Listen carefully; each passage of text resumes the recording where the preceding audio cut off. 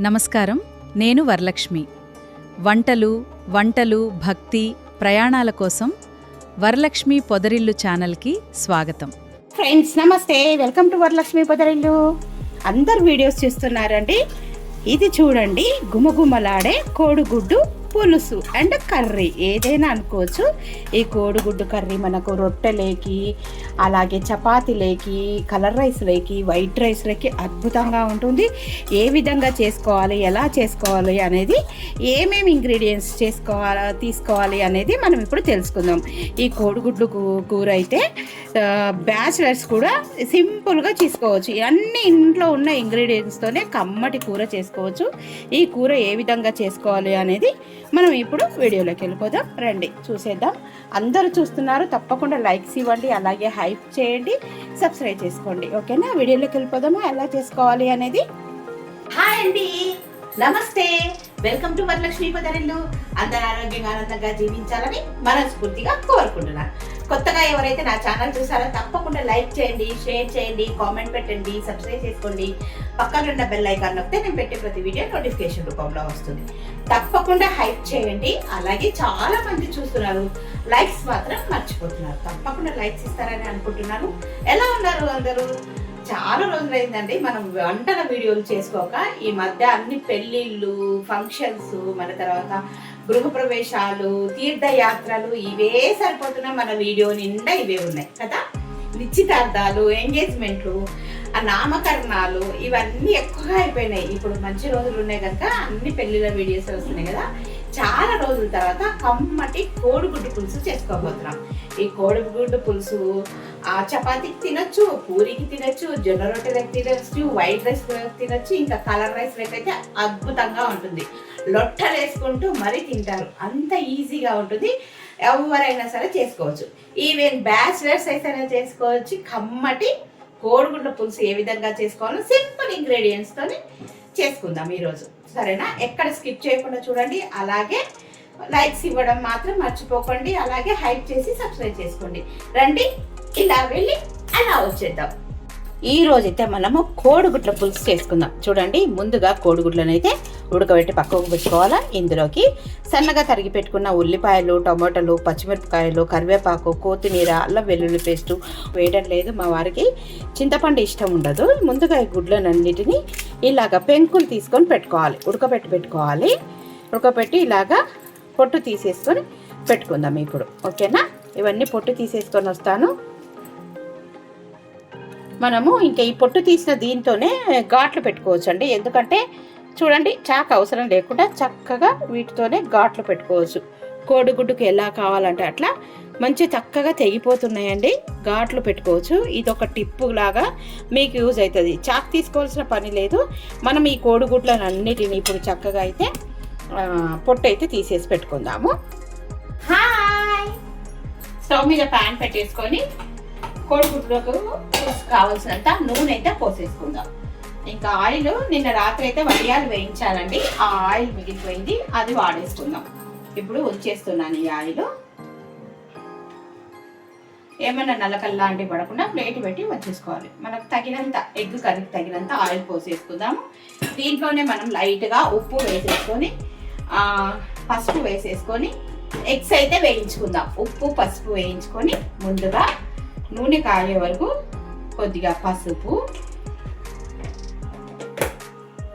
అలాగే ఉప్పు, ఇవి రెండు కొద్దిగా గుడ్లకు పట్టడానికండి ఉప్పు వేసి ఇప్పుడు ఎగ్స్ను వేయించుకుందాం. ఇక చూస్తున్నారు కదా, నేనైతే ఎగ్స్ వేసేస్తున్నాను. ఇప్పుడు మీకు ఎలా వేగుతున్నాయి అనేది చూపిస్తాను సిమ్లో పెట్టి. ఇవన్నీ ముందుగా చాలా మంది అయితే వేయించుకుంటారు. నాకు కూడా ఇష్టం, బాగుంటాయి క్రిస్పీగా. ఒకసారి చూపిస్తాను ఎలా వేయించుకోవాలి అనేది. ఇంకా ఇవైతే కొద్దిగా వేయించుకున్నాను, ఇలా అరగంటకుండా సిమ్లో పెట్టాను. ఒకసారి చూపిస్తాను గుడ్లు ఏది ఇలాగా గుడ్లను అయితే వేయించుకోవాలి. పైన లేయర్ కొంతమందికి ఏమో థిక్గా వేయించుకోవడం ఇష్టము, కొంతమందికి ఏమో లైట్గా వేయించుకోవడం ఇష్టము. నేనైతే ఇంకా ఈ గుడ్లను అయితే తీసేసుకుందాము. ఇప్పుడు దీంట్లోనే కర్రీ చేసేసుకుందాం. ఇదే ఆయిల్లో ఎగ్స్ తీసేసుకొని కర్రీ చేసుకుందాం. చూస్తున్నారు కదా, నేను ఇదే ప్లేట్లోనైతే తీసేసుకుంటున్నాను. ఇలాగా వేయించుకుంటే సరిపోతుంది. మీరు చూసారు కదా, చాలామంది చాకు వాడుతూ ఉంటారు ఎగ్స్ కట్ చేసుకోవడానికి, ఘాట్లు పెట్టుకోవడానికి. నేనైతే గుడ్ల పెంకలతోనే ఘాటు పెట్టేశాను. చూసారా ఎంత మంచిగా వేగినాయి.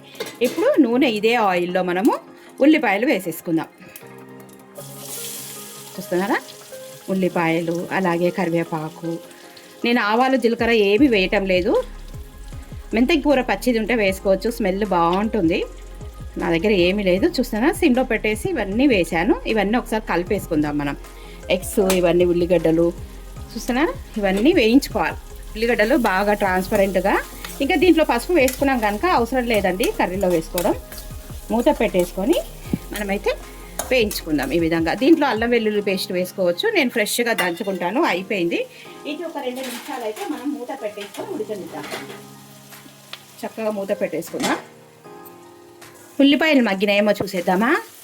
చూడండి, కొద్దిగా ట్రాన్స్పరెంట్ అయ్యాయి కదా. ఒకసారి కలిపేసుకుందాం. ఉల్లిపాయలు బాగా మగ్గనివ్వాలి. మనం పసుపు వేసుకున్నాం కదా, కలర్ తెలియకపోవచ్చు. ఇంకా కొంచెం మగ్గిన తర్వాత టొమాటోలు వేసుకుందాం. చాలా బాగుంటుందండి ఈ కర్రీ. చపాతీకి, పూరీకి, రొట్టెలకి, అన్నంలోకి, కలర్ రైస్లోకి, వైట్ రైస్లోకి అద్భుతంగా ఉంటుంది. మీకు కనిపిస్తుందా, అక్కడక్కడ ఎర్రబడ్డాయి చూస్తున్నారా. ఇంక ఇప్పుడైతే ఈ టొమాటోలను కూడా మధ్యన ఇలా చేసి వేసుకుందాం. టొమాటోలు, చింతపండు వేయటం లేదండి. కావాలనుకున్న వాళ్ళు నిమ్మకాయ సైజంతా చింతపండు నానబెట్టేసి వేసుకొని పిండి ఈ ఉల్లిపాయలన్నీ మగ్గినాక, టొమాటోలు ఉల్లిపాయలన్నీ మగ్గిన తర్వాత వేసేసుకోండి. ఈ ఉల్లిపాయలను ఇలాగా కప్పేస్తాం. టొమాటోలు త్వరగా మగ్గిపోతాయి. ఇంక దీనిపైన అల్లం వెల్లుల్లి పేస్ట్ వేసుకోవచ్చు. నేనైతే అల్లం వెల్లుల్లి పేస్ట్ ఫ్రెష్గా దంచుతున్నాను. అయిపోయింది దీంట్లో. ఒకసారి మనం అల్లం వెల్లుల్లి పేస్ట్ దంచేసుకుందాం. ఈ టొమాటోలు ఉల్లిపాయలు మగ్గినాయేమో చూసేద్దాం. వావ్, చూడండి మంచి వాసన వచ్చేస్తుంది అప్పుడే. చూడండి ఎంత చక్కగా మగ్గిపోయినాయి. ఇలాగా కప్పేసుకుంటే మనకు కర్రీ చూడండి కలర్ఫుల్గా ఎంత బాగా కనిపిస్తుందో. ఈ టమాటాలు కూడా మొత్తం స్మాష్ అవ్వాలి. ఎక్కడే కానీ టమాటాలు లాగా ఉండకూడదు. ఈ టైంలో చింతపండు పులుసు పోసుకోవచ్చు.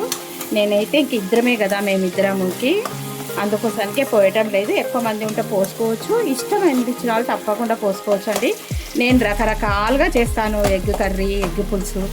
మీరందరు చూస్తూనే ఉంటారు నా వీడియోస్ అన్నీ. షార్ట్లలో కూడా రకరకాలుగా పెడుతూ ఉంటాను. ఇంక ఇదంతా బాగా మగ్గనిద్దాము. కొద్దిగా మగ్గినాక అల్లం వెల్లుల్లి అయితే వేసుకుందాం. మూత పెట్టి మగ్గనిద్దాం.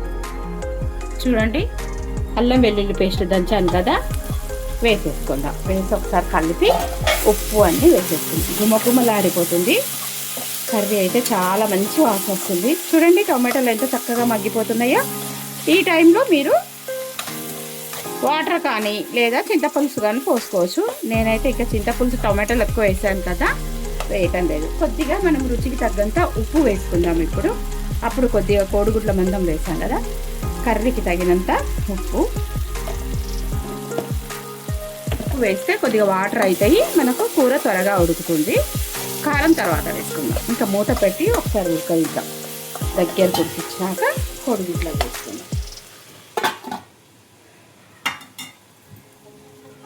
ఇప్పుడు కర్రీ దగ్గర ఉడికిపోయిందేమో చూద్దాం. చూడండి టమాటాలు మెత్తగా మగ్గిపోయినాయి.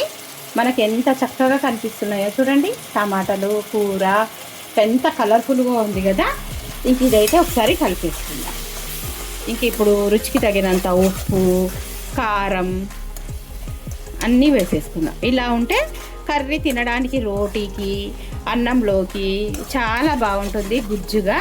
చూడండి ఎంత బాగుందో కదా. ఇలా మీలో ఎంతమంది ఇష్టపడతారండి? నాకైతే బాగా ఇష్టం. మా వారు కూడా చాలా ఇష్టంగా తింటూ ఉంటారు. ఇంకా రుచికి తగినంత కారం వేసుకోండి. కారం, కొద్దిగా ధనియాల పొడి, ఇవన్నీ వేసేసి ఉప్పు ఇంతకుముందే వేసుకున్నాం కదా. చూడండి అప్పుడు ఉల్లిపాయలు వేసాను. పసుపు సరిపోయిందంటారా? నాకైతే సరిపోయింది.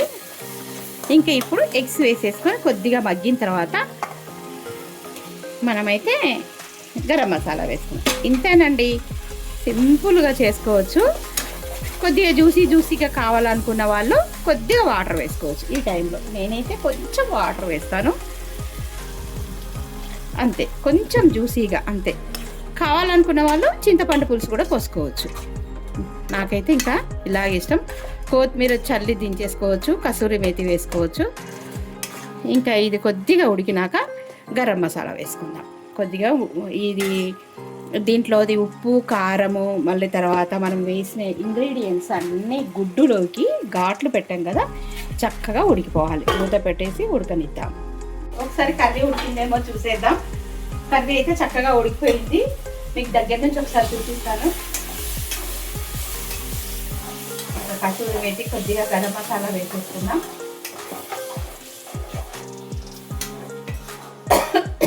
ఘాట్ వస్తుంది, సిమ్లో పెట్టాక. ఇంత బాగుందో కూర అయితే, భలే అద్భుతంగా అనిపించింది. ఆయిల్ కూడా నేను కొద్దిగానే వేసిన, మీరు కావాలంటే ఎక్కువ వేసుకోవచ్చు. కొద్దిగా చూస్తున్నారా, కొద్దిగా గరం మసాలా, అలాగే కసూరి మేతి చూస్తున్నారా, కసూరి మేతి కొద్దిగా చల్లేసుకున్నాం. ఇప్పుడు ఇదంతా కలిపేద్దాం. దగ్గర నుంచి చూపిస్తాను. చాలా అంటే కసూరి మేతి వేసి కలుపుతున్నాను. ఇంకా కూర రెడీ అయిపోయింది. గుమగుమలాడిపోతుందండి ఇల్లంతా, మంచి స్మెల్ వస్తుంది. కరెంట్ పోయింది, మీకు ఎలా కనిపిస్తుందో ఈ వీడియోలో. అద్భుతమైన రుచితోని, అమోఘమైన రుచితోని కోడిగుడ్డు పులుసు అనొచ్చు, కర్రీ అనొచ్చు. చింతపండు పులుసు పోసుకుంటే పులుసు అవుతుంది. ఈ కోడిగుడ్డు కర్రీ ఏ విధంగా చేసుకోవాలనేది మీరు ఇప్పుడు చూసారు కదా. వీడియోని వస్తే ఒక చిన్న లైక్ ఇచ్చి సబ్స్క్రైబ్ చేసుకోండి. Thank you for watching. Please subscribe. ఒక లైక్ అయితే చేయండి, ప్లీజ్ సబ్స్క్రైబ్. అలాగే హైప్ చేయడం మాత్రం మర్చిపోవద్దు. అద్భుతంగా ఉంది కదా, చాలా బాగుందా. ఇంకా ఇప్పుడు మనమైతే చూసేద్దాం కర్రీని. చూడండి, గుమగుమలాడిపోతుంది ఎగ్ కర్రీ, అదే కోడిగుడ్ల కూర. వాసన అయితే అద్దరిపోయిందండి. మీకు కూడా తప్పకుండా నచ్చుతుంది. అందరూ చేసుకొని తిని ఎలా ఉందో కామెంట్ బాక్స్ అయితే తప్పకుండా కామెంట్ చేయండి. వీడియో నచ్చితే ఒక లైక్ ఇచ్చి సబ్స్క్రైబ్ చేసుకోండి. ఓకేనా. గుమగుమలాడిపోయే ఎగ్ కర్రీ, కోడిగుడ్డు కూర అన్నంలోకి, చపాతీలోకి, రొట్టెలోకి, పూరీలోకి, వైట్ రైస్లోకి, కలర్ రైస్లోకి సూపర్గా ఉంటుంది. చూస్తుంటే ఉత్త కూర తినాలనిపిస్తుంది, అంత బాగుంది. కూర నచ్చితే చూసి, వీడియో చూసి కూర చేసుకొని తిని లైక్స్ ఇచ్చి సబ్స్క్రైబ్ చేసుకోండి. ఓకేనా. బాయ్. గుమగుమలాడే ఎగ్ కర్రీ.